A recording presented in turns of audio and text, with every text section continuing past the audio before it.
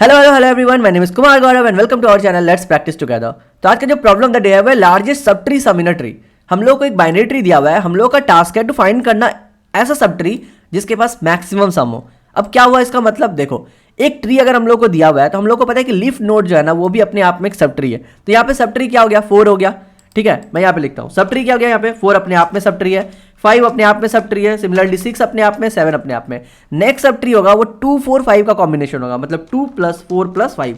Next क्या होगा 3 + 6 + 7, तो 3 + 6 + 7। और जो है ये पूरा का पूरा ट्री भी तो अपने आप में एक सब ट्री है। इसका मतलब 1 + 2 + 3 + 4 + 5 + 6 + 7, तो ये हो गया हमारा सारा सब ट्री। अब इसमें से हमको बोलना है मैक्सिमम सम कौन सा रिटर्न कर रहा है। तो ये जो अगर किसी सब ट्री में अगर किसी ट्री में सारे के सारे नोड पॉजिटिव है, इसका मतलब मैक्सिमम सम क्या होगा, सारा का सम होगा। तो अल्टीमेटली हम लोग को क्या करना है ना, सारे के सम को निकालना है। लेकिन ध्यान रखना है कि अगर एग्जाम्पल नंबर 2 में अगर ध्यान दे तो हमारे पास कोई नोड माइनस में भी आ सकते हैं।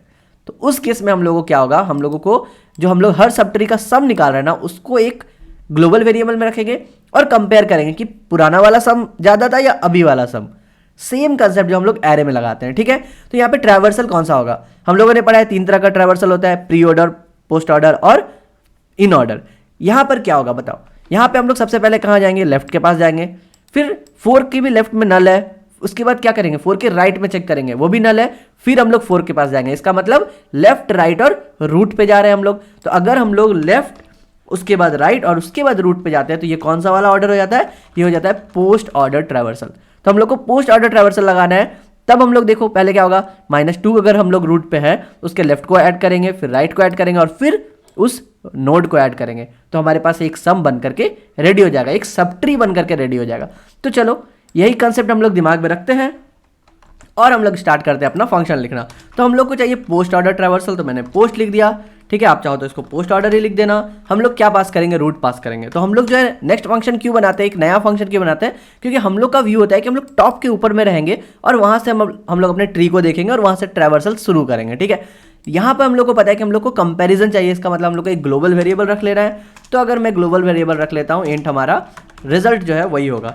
रिजल्ट को मैंने 0 से असाइन कर दिया और इसी रिजल्ट को हम लोग रिटर्न कर देंगे। बहुत ही सिंपल क्वेश्चन है, बस आपको कंसेप्ट पता होना चाहिए। अब देखो मेरा यहाँ पे पोस्ट क्या रिटर्न करेगा, पोस्ट ऑर्डर का रिटर्न टाइप क्या होगा। तो फॉर नाउ मैं यहाँ पे वॉइड रखता हूँ और रखता हूँ पोस्ट ऑर्डर। ठीक है, क्या ये लेगा पैरामीटर में नोड रूट लेगा, तो मैंने नोड रूट को पास कर दिया।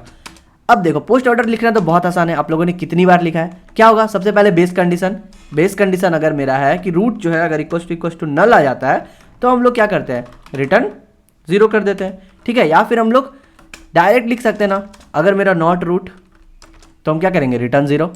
ठीक है, अब रिटर्न 0 मैंने लिखा है, इसका मतलब ये रिटर्न टाइप वॉइड नहीं हो सकता, कुछ हम लोग को ऐड करते हुए रहना है ना। हम लोग को तो सम ऐड करना है ना, लेफ्ट का राइट का, उसी को तो रिटर्न करना है। इसका मतलब हम लोग लॉन्ग एक ले सकते हैं। ठीक है, या आप इंट ले लो, जो भी मन आपका ले लेना, सम कर रहे हैं हम लोग। अब हम लोग क्या करेंगे, लेफ्ट सम निकालेंगे।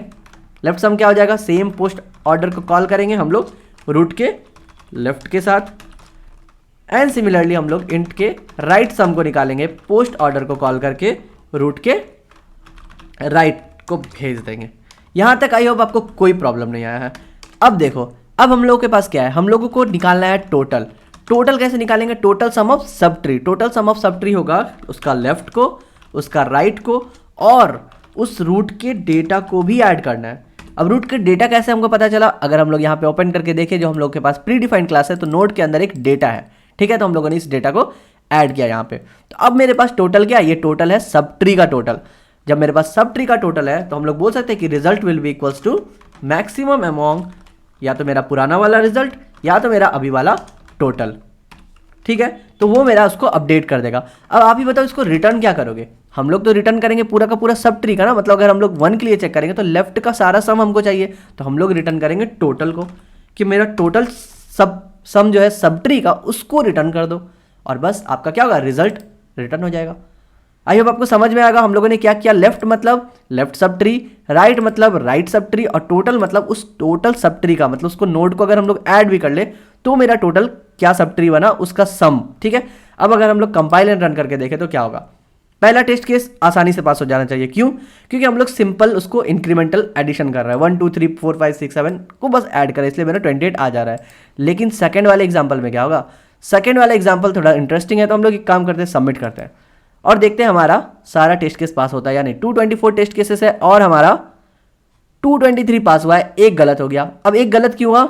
कौन सा इनपुट है? देखो -1 -2 -3 में हमारा आउटपुट आ रहा है 0, एकदम रिजल्ट हमने लोगों ने 0 दिया था, लेकिन हम लोगों को चाहिए -2।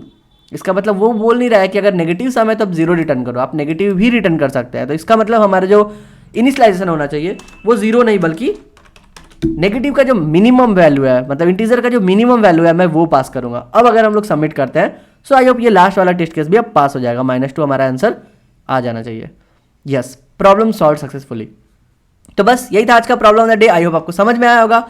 कोई भी डाउट हो तो आप मुझसे कमेंट में पूछ सकते हो, और अगर डायरेक्ट मुझसे गाइडेंस चाहिए तो आप मुझे लिंक्डइन में फॉलो कर सकते हो, लिंक जो है वो डिस्क्रिप्शन में दिया हुआ है। कल फिर मिलते हैं नए क्वेश्चन के साथ, तब तक के लिए good bye, stay blessed, stay safe and keep coding.